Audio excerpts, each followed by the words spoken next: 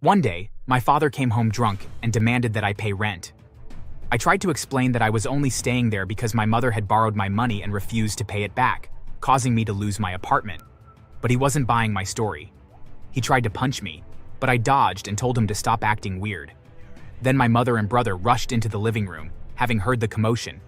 Instead of listening to me, they pounced, accusing me of trying to fight my father just because he asked for a few dollars. They didn't stop there. They took most of my belongings and burned them outside, forcing me to watch. That same day, I left. I didn't tell them. I packed up, drove halfway across the country, and disappeared.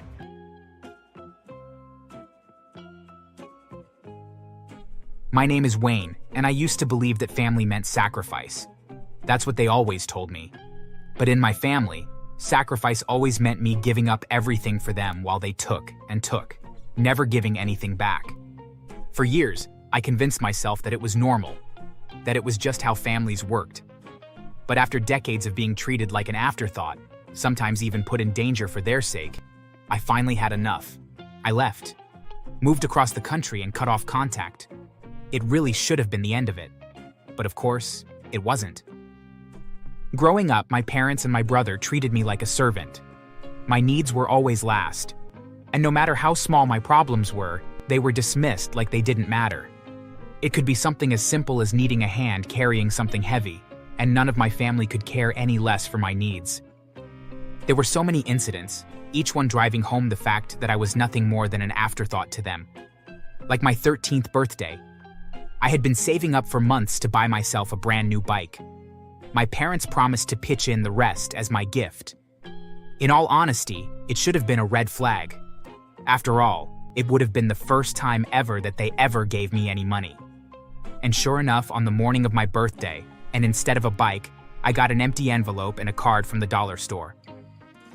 Hey, I thought you guys said you would help me get a bike. Oh, sweetheart, we never promised you anything. We did have some money saved up, but we needed it to fix your brother's car. Oh, and we needed a bit more, so we borrowed the money you had in your dresser drawer too. You understand, right? But that was my money. I saved for months. Oh, don't be dramatic. It's just a bike. Your brother needed help. Family helps family. But I worked really hard for that money, and you never asked. When will you pay me back? We'll get around to it. Besides, we're family. What's a few dollars between family members, really? I got used to disappointments like that, and of course, they never paid me back. The hundreds of dollars that they took was long gone. To add salt to the wound, not more than a week later, my brother wrecked the car they fixed. He was driving recklessly and wrapped it around a telephone pole. The fact that he walked away without injury was sheer luck. But that wasn't all of it. There was also the time when I was in high school, when I won a scholarship to an out-of-state university. I was so excited since it was my dream school. But instead of celebrating, my mother handed me an acceptance letter from a local community college, which made me incredibly confused. What is this? I don't want to go to this school. I want to go to this university that I was accepted at. It's my dream school. Well, that won't work. Why not? If it's about money, it's not a problem. I got a full scholarship. Everything is already paid for. No, that isn't it. We already told your Aunt Lisa that you'd be staying home to help her with her kids. She's been so overwhelmed. And if you go to community college, then you can spend your free time helping her. I didn't agree to that. I worked hard for this scholarship. You can't be serious. We're not paying for you to run off across the country and abandon your family. End of discussion. But it won't cost you a dime. It's all covered. Yeah, but then we'll have to help your Aunt Lisa and we're far too busy. Besides, it's not like you'll make something of yourself. Community college is good enough for you. So, I stayed. I commuted to a second-rate school, balancing my studies and part-time job with babysitting duties. And of course, my Aunt Lisa paid my parents directly thinking that the money would make its way to me, and it never did. I'm fairly certain that my mother used it to buy takeout food for her and my father. Then there was the time I was 22, fresh out of college, and finally had a decent-paying job. I had moved into my first apartment, barely scraping by, when my mother called sobbing about unpaid bills. I gave in. I always did, and I sent her a loan, the sum of which was nearly my whole bank account, but she promised to pay me back within a week. I bet you can't guess what happened next. Not only did she not pay me back, but I lost my apartment in less than 6 months because I couldn't keep up with the bills. It wasn't just financial abuse. Sometimes it was physical danger. Like when my brother racked up gambling debts and he gave the loan sharks my name instead of his. I didn't even know about it until 2 guys cornered me outside my workplace. "You're Wayne, right? Your brother owes us a lot of money." No, that's not. "Your name's on the debt now. Pay up or we start breaking bones." "But it isn't my debt?" "We don't care. We just want our money, so either pay up or things are going to get nasty." Of course I paid. Every last cent I had. When I confronted my brother, he just laughed. It was clear he wasn't taking the situation seriously. "Come on, Wayne. It's just money. You'll make more. You're always working anyway." "It's not just money. I have bills to pay, and it's not like you or our parents are going to ever pay me back. I'm not rich, and I can't afford to keep bailing you people out." That was the moment I realized they were never going to change, no matter what I did or however I helped them. I was always going to be nothing more than a doormat for them. One day, my father came home drunk and demanded that I pay rent. I tried to explain that I was only staying there because my mother had borrowed my money and refused to pay it back, causing me to lose my apartment. But he wasn't buying my story. He tried to punch me, but I dodged and told him to stop acting weird. Then my mother and brother rushed into the living room, having heard the commotion. Instead of listening to me, they pounced, accusing me of trying to fight my father just because he asked for a few dollars. They didn't stop there. They took most of my belongings and burned them outside, forcing me to watch. That same day, I left. I didn't tell them. I packed up, drove halfway across the country, and disappeared. It felt so good to cut ties from them. If nothing else, my bank account would thank me. They didn't know where I was, but of course, that didn't stop them from calling. Constantly. Every conversation was the same. Wayne, your father's medical bills are piling up. If you really loved us, you'd help. That isn't my problem, Mom. Figure it out yourself. Even my brother kept pestering me. "I know we don't talk much, but man, I could really use a loan right now." "Then get a job. I'm not your personal bank." "That isn't fair. Family should always help out family." "Then why didn't you or our parents ever help me out?" "God, you're such a drama queen." After a while, I just stopped picking up the phone when I saw that it was them calling. I just let their calls go to voicemail, and I usually just deleted the voicemails without even listening to them as well. After a year, I changed my number. After 2 years, I moved again, this time to a very remote area. I didn't want to take chances. I had been working for the same company for some time, and I had saved up a lot of money, and I figured that it was about time that I bought my dream home. I had always dreamt about owning a cottage near a lake with a large plot of land. The only problem was that there was a lot of dangerous wildlife in the area around my new home, but I took all kinds of precautions to keep myself safe. I installed security cameras, put up a barbed wire-topped fence, and I bought a gun. I even got a few guard dogs just in case. For the first time in my life, I felt safe. Until the phone rang. It was her. Wayne, why the hell did you change your number? Do you have any idea how hard it was to track you down? My blood ran cold. Why wouldn't they just leave me alone? How did you even get this number? I hired a private investigator, obviously. I gripped the phone so tight my knuckles turned white. You spent money on a PI, but you need me to send you money? Don't be an ass. You could afford to move and buy a house, so obviously you're doing well. It's time to give back. Your family needs you. I don't owe you a damn thing. Oh, you think you're better than us now? Well, if you won't help, then we'll come get what we need ourselves. You're welcome to try. I wouldn't recommend it. Then I hung up. I knew that she would follow through with her threat. After all, if they suspected that I had money and they needed it, then they would indeed try to force their way into my house to try to get it.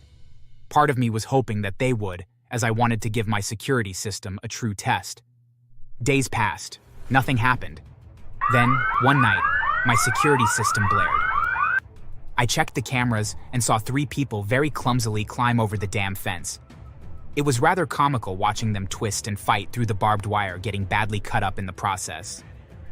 Then I grabbed my gun, heart pounding, and called the cops. I walked out my front door and waited for them for several minutes before they stumbled down the very long driveway towards me. My mother and brother, panting, bloodied from the barbed wire and clearly exhausted. "Where's Dad?" "The dogs chased him. They were chasing us too, but we managed to run a different way and they followed him." I could hear them barking in the distance, along with pained cries from my father. I knew that they had caught up to him and were probably biting him. The thought of it made me grin slightly. "I don't care why you're here, but you need to get off my property." They didn't move. I pointed my gun straight at them. "I won't say it again. Leave." "Now, oh please. You don't have the guts to use that. Besides, you owe us even more for making us come all the way out here just to get what you owe us from you. Now put that stupid thing down and let us inside." They sneered, stepping forward. Without thinking, I fired a warning shot, and then another. I hadn't intended on actually shooting them, but one bullet ricocheted off a rock and slammed into my brother's stomach. He let out a strangled scream and collapsed. Blood seeped through his shirt as he clutched his stomach. Sirens wailed in the distance. Soon after the police arrived, they captured my parents and brother and then took my statement before hauling my family off to the hospital. And then when they had fully healed, straight to jail. My brother spent months recovering as the bullet had punctured his colon and stomach. And my father? The dogs had mauled his leg so badly, they had to amputate it. He begged them not to, but it was so incredibly infected, and he would have died from sepsis if they hadn't.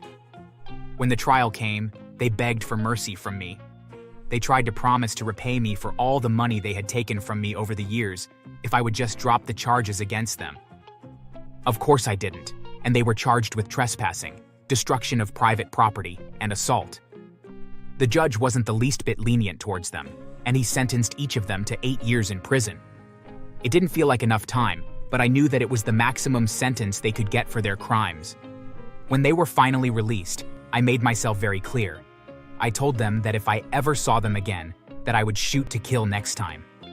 After that, they never contacted me again. I don't know whether they were finally afraid of me and didn't want to chance me actually shooting them, or if they just rationalized it and figured that I wasn't worth the hassle and that there were easier people to harass for money. Either way, for the first time in my life, I had true peace and quiet, and I loved every second of it. I later heard that my mom was forced to work as a chef, while my brother worked as a delivery driver to take care of our father. They spent a lot of money on his treatment and lost their house, so now they live in a cramped one-bedroom home. One day, while watching the news, I saw my brother being arrested. Apparently, since money was tight and he wanted fast cash, he started stealing packages and claiming he had delivered them. The police traced a tracked package to our house and arrested him. He was sentenced to 5 years in prison. Now, my mom is forced to work alone and take care of my crippled father. Thanks for watching.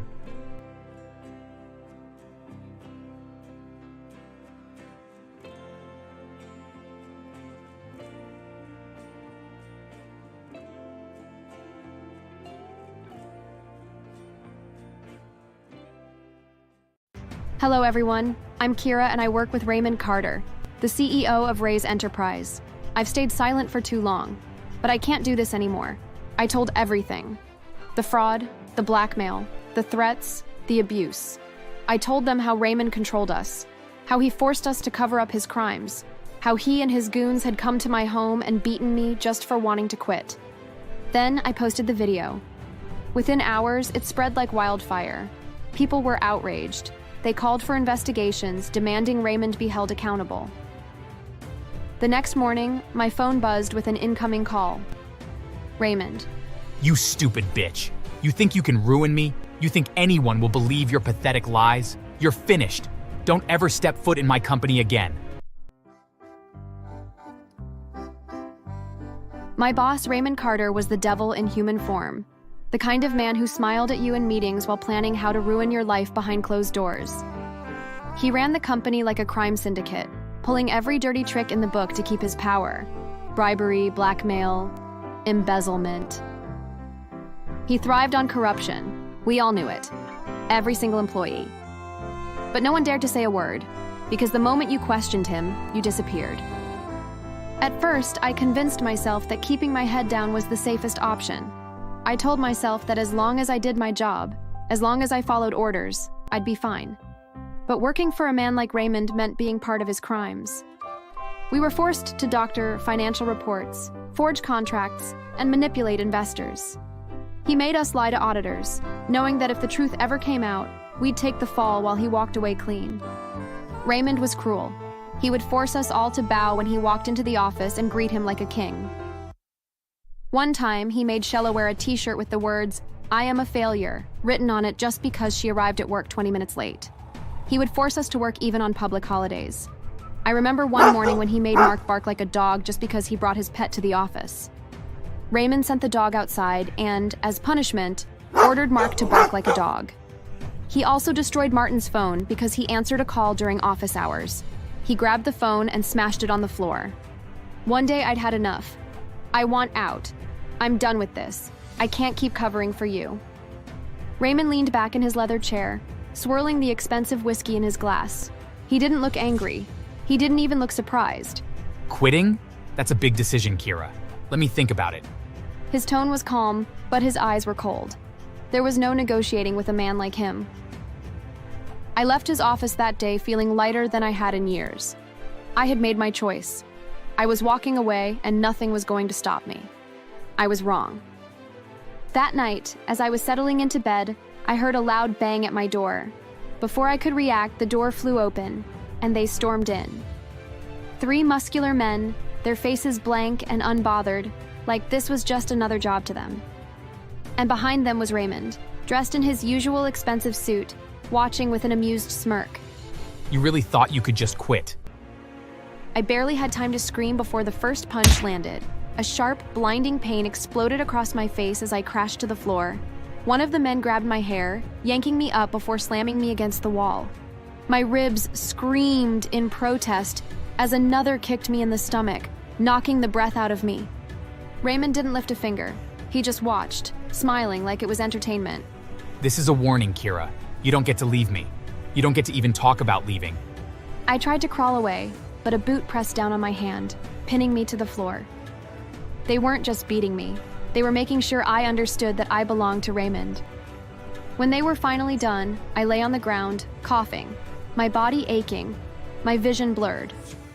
Raymond crouched down beside me. He looked like the devil himself. Be smart, Kira. This was mercy. Next time, I won't be so kind. Then they left, like nothing had happened. My blood stained the floor. My body was a mess of bruises, and I could barely move. But something inside me had shifted. I wasn't afraid anymore. Raymond thought he had broken me. He thought this was over. He had no idea what was coming. I went back to work after a week of nursing my injuries. My body ached and the bruises still showed faintly on my skin, but I forced myself to move forward. I had no choice. I needed the money. Raymond didn't say a word to me when I returned. He didn't even look at me. But I felt the punishment in other ways. My workload doubled, my chair was mysteriously broken one morning, and my emails to HR about my paycheck went unanswered. A month passed, no salary, no explanations. I confronted him in his office, standing before his massive desk while he leaned back in his chair, twirling a pen between his fingers. "Where's my paycheck?" Oh, that. Still thinking about it. Maybe next month. Maybe never. He smiled, daring me to push back. He wanted to see me beg. I walked out of his office, my hands clenched into fists. Enough was enough. I wasn't going to beg him. Never. That night, I set up my camera in my tiny apartment, took a deep breath, and hit record. Hello, everyone. I'm Kira, and I work with Raymond Carter, the CEO of Ray's Enterprise. I've stayed silent for too long, but I can't do this anymore. I told everything. The fraud, the blackmail, the threats, the abuse. I told them how Raymond controlled us, how he forced us to cover up his crimes, how he and his goons had come to my home and beaten me just for wanting to quit. Then I posted the video. Within hours, it spread like wildfire. People were outraged. They called for investigations, demanding Raymond be held accountable. The next morning, my phone buzzed with an incoming call. Raymond. You stupid bitch. You think you can ruin me? You think anyone will believe your pathetic lies? You're finished. Don't ever step foot in my company again. I smiled as he screamed. I had won, or so I thought. The next day, new videos began circulating online. Not just one, but dozens. They showed my coworkers, the same ones who had suffered under Raymond, now singing his praises. Mr. Carter is the kindest boss I've ever had. He paid my mother's hospital bills when no one else would. He's like a father to us. Kira is just bitter because she got fired for being lazy. Lie after lie after lie. The narrative shifted. Raymond wasn't the villain anymore. I was. The internet turned against me like a raging storm. Strangers flooded my social media, calling me jealous, a liar, a gold digger.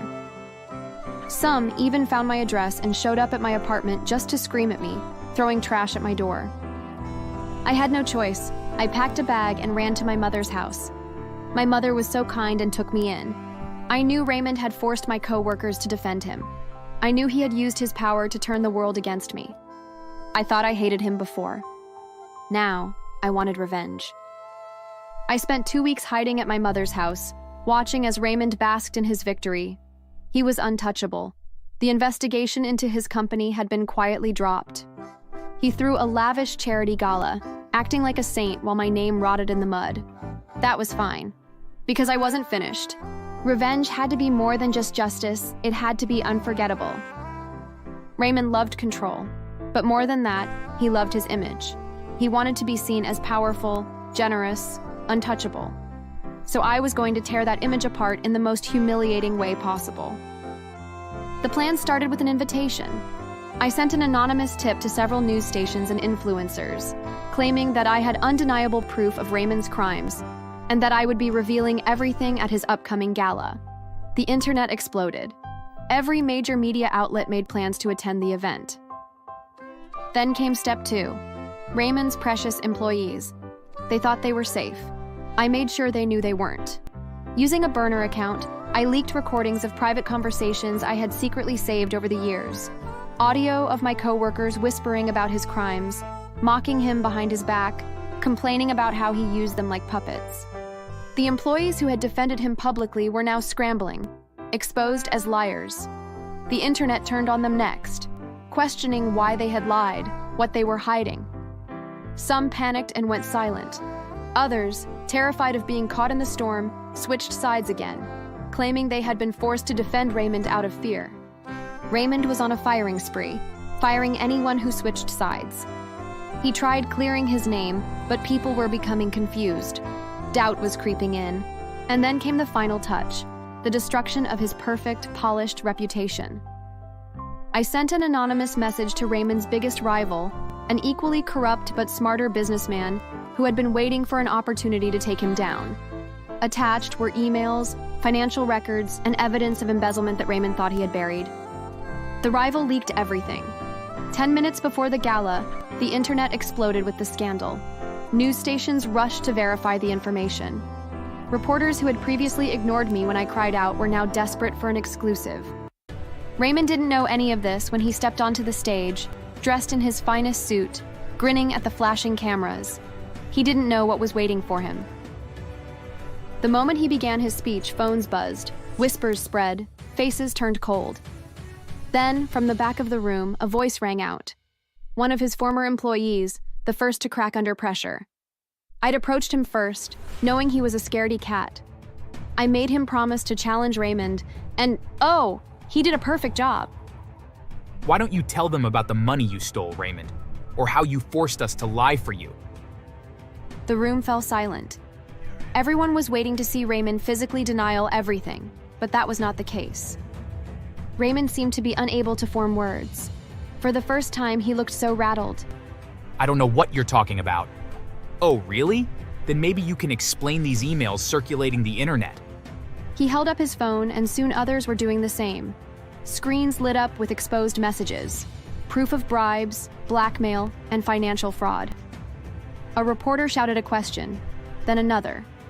Is it true you've been embezzling company funds for years? Your former employee didn't lie like you made us believe, right? What about the workers you forced to lie for you? Raymond stepped back, sweat beading on his forehead. The guests, which were politicians, celebrities, wealthy investors, began murmuring, their smiles slipping into disgust. Then, the rival businessman I had contacted earlier made his move. He stood up from his seat, adjusting his cufflinks with a smirk. Ladies and gentlemen, I think we all know what this means. Mr. Raymond is nothing but a fraud. He's been using your money to line his own pockets while pretending to be generous. The audience erupted into chaos. Some people stormed out, not wanting to be associated with him. Others pulled out their phones, recording every second of his downfall. Raymond's hands shook. He turned, ready to make a run for it. As he started running, I think the universe conspired against him. He missed a step and fell, and his expensive suit tore completely. And in a matter of seconds, he was half naked. Paparazzi went wild, taking pictures. And then someone said loudly, Nice boxers, Raymond. Everyone laughed. But then the doors burst open before he could escape. I walked in with the cops I'd called on him. Raymond Carter, you're under arrest for fraud, embezzlement, and coercion. As he tried to speak, I stepped forward and slapped him hard on his cheek. You made me look like an insane liar to the world. You're going to pay for your actions. The cameras caught every second as they handcuffed him. He fought, screaming that it was all a setup, that I had done this to him out of envy. But the evidence was overwhelming. No one believed him.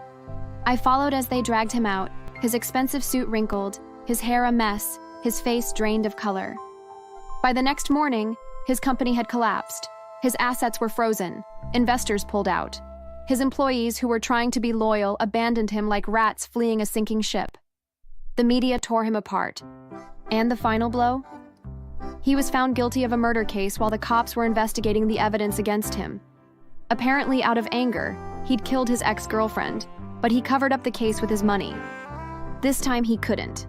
There was no coming back from this. 1 year later, Raymond was 6 months into serving a 25-year sentence. The last I heard, he wasn't doing well in prison. It turned out he was not doing well in prison. When inmates learned of what he had done outside, they made his life hell. He was nicknamed Toilet CEO and was assigned to clean the toilets. The inmates made him bow just as he had made us, his employees, do. They also made him wear an old suit they found in the trash and forced him to walk around like a boss, all while making fun of him. As for me, I moved to a new city, started my own business, and surrounded myself with good people. The internet had long since turned in my favor, and I had built a new life from the ruins of my past. I felt happy and free. Thanks for watching. Make sure to subscribe and leave a comment down below saying I subscribed, and we will try our best to reply to your comment.